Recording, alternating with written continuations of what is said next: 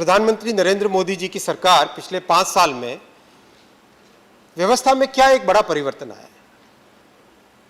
एक सोच जो पहले से अलग थी, उस सोच का क्या एक कंस्ट्रक्ट है।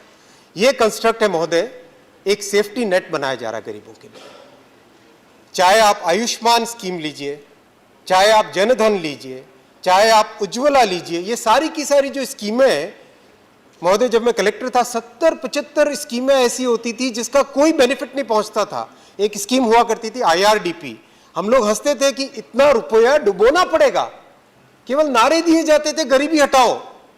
क्या उसी नारों के आज हमारे एस्पिरेशंस क्या वहीं रह गए? क्या हमारे एस्पिरेशंस, हमारे बच्चों के एस्पिरेशंस, हमारे साथ काम करने वालों के, हमारे सहकर्मियों के एस्पिरेशंस क्या उतने कमी रह गए कि मुझे खाना मिल जाए, मुझे जब कहीं पे जाऊं किसी की चाकरी करूं, किसी के पांव दबाऊं, किसी की चमचागिरी करूं, मुझे कुछ हल्का फुल्का कुछ मिल जाए?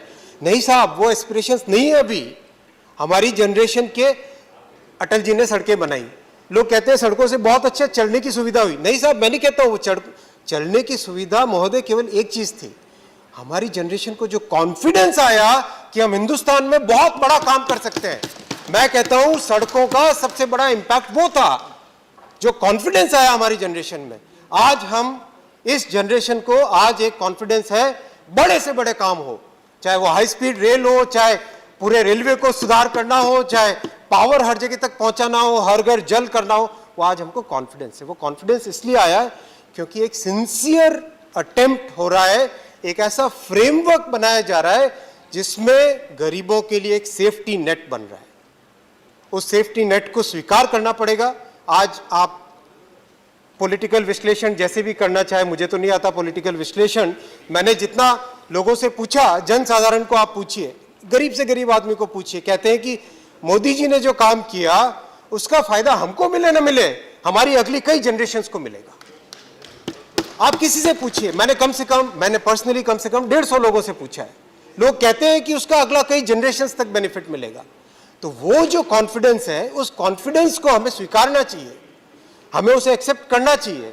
और ये जो पैराडाइम चेंज हो रहा है, उस पैराडाइम चेंज में गरीब को वोट बैंक नहीं माना जा रहा है। गरीब आज वोट बैंक नहीं है। गरीब समाज के अंतिम छोर पे बैठे व्यक्ति तक हम पहुंचने की एक तमन्ना रखते हैं, शक्ति रखते हैं, इच्छा शक्ति रखते हैं। और ये हमारे प्रधानमंत्री जी की तपस्या है कि हर गरीब तक उसकी जिंदगी में क्वालिटेटिव इंप्रूवमेंट लाया जाए।